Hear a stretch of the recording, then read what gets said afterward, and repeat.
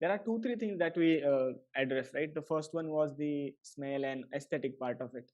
The second one was the security, safety part of it. Now, I just want to come over the financial aspect of it.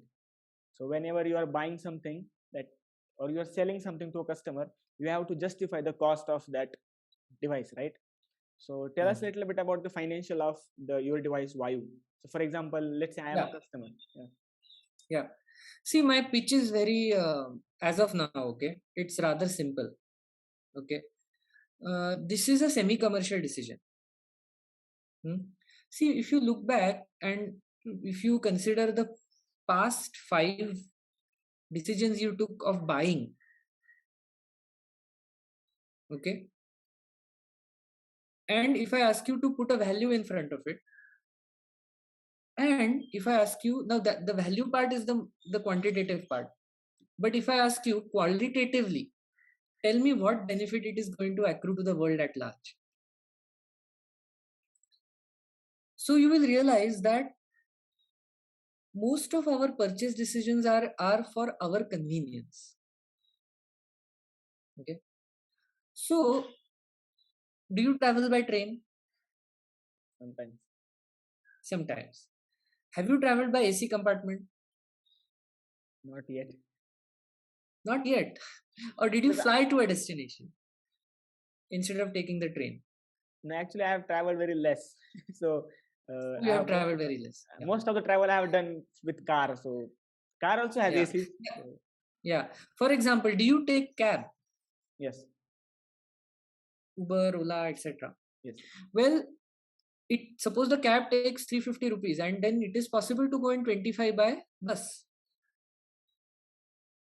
What is the difference between 25 and 350? Convenience of the convenience, right? So most of our decisions in life are about convenience. They are not about affordability. For many people, okay? For many people. What we have decided right now, ki initially, while we are at the beginning stage, we want to say ki this is what you are going to spend. Okay? Is going to fulfill your need. But you do not get a good night's sleep just because you got a new refrigerator. Okay, samadhan, right? Satisfaction. But when you feed your food waste into Vayu and when you start cooking on the gas which you have earned, it gives you satisfaction. So our pitch currently is of that kind to people. See, hey, listen, you could afford 10 times the device that I am offering to you. Okay, affordability is not the problem. But at such a less cost, you are going to be able to add your little contribution to make a difference to the world. So broadly, our pitch is related to that. But having said that, it definitely saves your money. For example, and see, in terms of LPG, now the cylinder is around 1000 rupees. The commercial cylinder is around 2100 rupees, 2100. So when it comes to commercial use, there is a payback of around 3 years or less. In case of home use, the payback can be 5 years, 6 years, sometimes. Okay, but that is not the reason why the person is going to buy at home. Okay, the person is going to buy it for other reasons. So this is where our pitch stands right now. And so, for example, if I ask you a question, ki 20, and we are going to people with this thought. 28th of February is Science Day. And we are reaching out to people saying, okay, let's celebrate Science Day. Okay, when you celebrate your birthday, you spend, right? What do you get back? What do you get out of it? What is the payback of your birthday spending? It's a joy for a day. That's what it is. You get friends, you have food together. So let's celebrate Science Day by actually doing something. So since Vayu is completely science at work and it's giving you energy independence, we are reaching out to people saying, ki, chalo, let's celebrate Science Day, saying ki from today, I have stopped using LPG.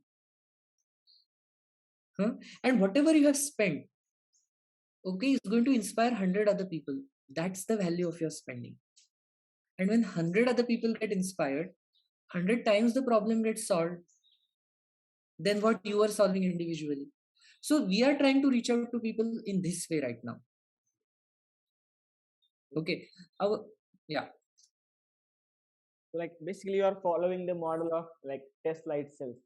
So when the Tesla actually started making cars, they didn't make the affordable cars first. They made the like high end cars first, just to make a statement that okay, electric car can be a possible, right? It can be a car that can go as fast as a petrol car with the same range. So that they made the first cars which were like around $100,000 or like $1 million for one car, right? It was that costly, but that created a buzz, that created that climate change narrative. And once enough people knew about the Tesla brand, then they said, okay, now we have an affordable one, and then everybody started buying it. So are you like following that model? Maybe, but I'm not sure if I'm following that model. I'm simply following the model of a social entrepreneur, hmm, who needs a customer to survive. Right. That's all. And I need a paying customer. That's my limitation right now. How much ever I would like to reach out to people in villages, because I feel that they cook on wood, and because of that there is smoke, and that's a health issue. How much ever I feel that I want to go and solve that problem, right now I have not crossed the affordability barrier for rural citizens. But I have definitely crossed the affordability barrier for urbanites. Because my system costs less than what the family spends on mobile phones. A single phone sometimes. Sometimes single phone. I mean, no doubt about it. Sometimes single phone. But so essentially, I have learned, or everything does not have to be cheap to be useful. And from day one, I mean. But do you think so probably like it is the problem of like economy of scale? So like when you build something on scale, it already like it automatically becomes cheap, right? Yes. So that is definitely, yes, the scale will help us to reduce price. Also, the market is not always free. A lot of government spending happens, and then we get the service at a certain price. Right. Okay. I mean, and I'm not taking this too far away, but believe me, we have fought wars. For oil. Okay. For oil. Now, who did that spending? As a taxpayer, we did. Of course, we did that. So, but the government is not spending so that you get renewable energy from waste. The moment, on the one hand, what is happening? Because of scale, we are going to be able to reduce price. Okay. Fuel prices are continuously going to rise. And very soon, that tipping point is going to come where we are going to be competitive as a market option. And that time there is going to be huge acceptance. And I'll give you an example. We experienced that acceptance recently on one day. In one day, the commercial LPG price rose from 1700 rupees to 2000 rupees in one day. Right. Yeah. Yesterday we visited a canteen, and the lady who runs the canteen, that ma'am was telling me, last year we were hovering around 1300, 1350. Today price is 2100. 50% rise almost. So yeah, we are very happy when LPG prices rise. I am LPG free for past 3 years now. So whenever LPG prices rise, my saving increases. So I am very happy. More people are interested in Vayu. So yeah, so honestly, the renewable world should not be worried too much, because fossils are going to finish. So I mean, no power in the world can stop the fossil energy from finishing, because it is limited. So I was just I was just reading yesterday that we have only oil left till 2060 at the current rate of consumption. We have only Yeah. oil which will supply us around to 2060, and after Correct. that we will completely rely on petroleum gas, which is LPG. So that will get exhausted in next 10 years. So up to, we have only time up to 2070 at max. Yeah, After and we are that in we don't. 2020. So 50 So years. most likely we will be alive at that time. 100%. Even the people who are in their 30s will be there to experience this. Right? Yeah. So the point is that, and see, listen, it's not that everything is fine and from tomorrow there is no petrol. It's not going to happen like that. That tension is going to build up Right, yes. as the supply starts to reduce. And see, we are not living in a world where we are saying we should consume less. Every year we consume more and more. And that has been the trend, see, because fuel was available in such abundance that as a civilization we had the luxury of consuming like never before. And we made the best of it. We are making the best of it. Having said that, the next generation is going to suffer. We just don't have So we anything. got to do something. Otherwise, there will be wars. There will be conflict because there will be no energy. And then people will start fighting for energy. Tomorrow, people will start fighting for waste. And that's not a far-fetched thought. Because if that waste is going to give you energy, nobody is going to part away with their waste. Right, obviously. So like, Like I don't part away with my waste. Even if I go to a hotel, if there is leftover, I take it all back. That is mine. I paid for it. I might as well give it to Vayu. Yeah, so as we're like discussing that day as well, like it's not the question of if, it's just the question of when. Yes. And how?